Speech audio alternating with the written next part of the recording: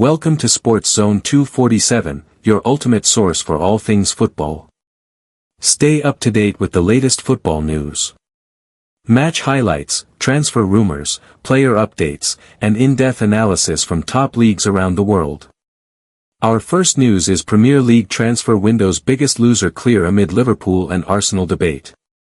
The big debate: records were smashed left, right and center in the Premier League, as all 20 clubs combined to make it most expensive summer transfer window in the history of the top flight.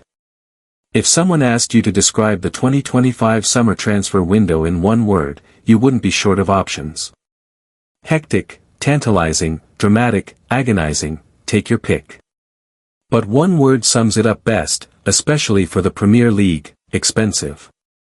Following a good, old-fashioned frantic deadline day, the 20 clubs' combined spending surpassed £3 billion, shattering the previous record of £2.44 billion from 2023.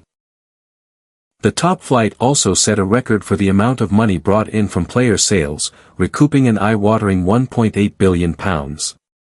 That also made for an all-time high net spend of £1.2 billion. But which club had the best transfer window? And who had the worst? We asked some of Mirror Football's writers to give their verdicts for this week's big debate. I really like what David Moyes has done this summer. With almost every deal they have improved on the squad they had last year. Under Sean Dyche they were often a difficult watch, but by bringing in players like Jack Grealish, Tyler Dibling and Kiernan Dewsbury-Hall they have the potential to be really exciting for the neutral. Grealish in particular was the no-brainer transfer of the summer, and I think almost every Premier League side would have been wise to go for him.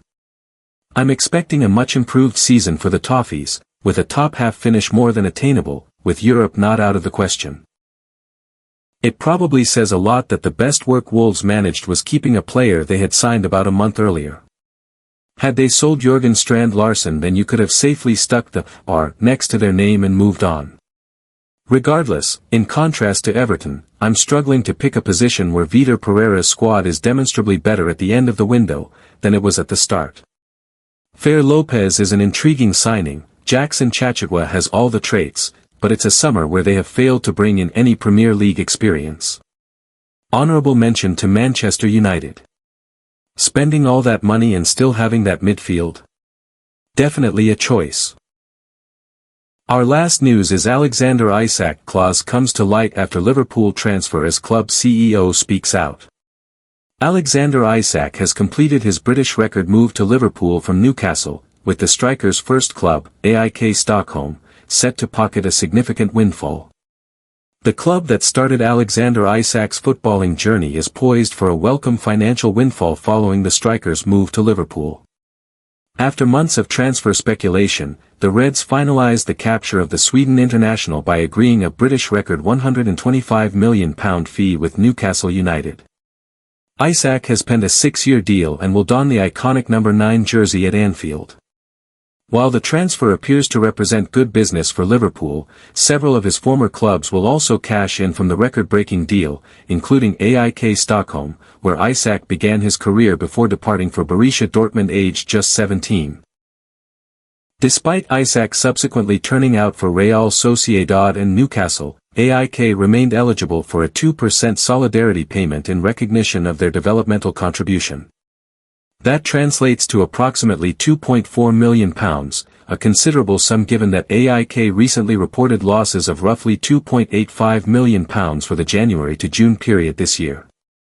Nevertheless, for AIK CEO Fredrik Soderberg, the monetary gain takes second place to the immense pride the club feels regarding Isak's move to Liverpool, who boast an enormous following across Scandinavia. Soderberg told Sportbladet, "What it means for AIK is that we have a guy from our own youth football who has just broken the all-time transfer record and represents one of the world's biggest clubs. That is the most important payment for AIK tonight. The fact that we also receive solidarity compensation for the transfer is secondary in this context." Meanwhile, Sociedad were entitled to 10% of anything above £60.